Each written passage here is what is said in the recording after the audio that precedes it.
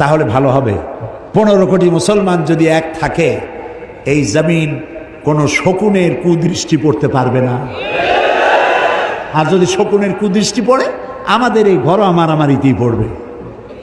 আমরা একজন আহলে হাদিস চোখে দেখতে পারি না, আহলে হাদিস আমারও চোখে দেখতে পারে না। কমি মাদ্রাসা আলিয়া দেখতে পারে না, আলিয়া কমি দেখতে পারে না। কয় যে আলিয়া, এর সব কিছু খালি আছে। এগুলো কেন কই কন্ত দেখি? আমি তো বলি আমার এই দুইটা চোখ, আপনার কয়টা?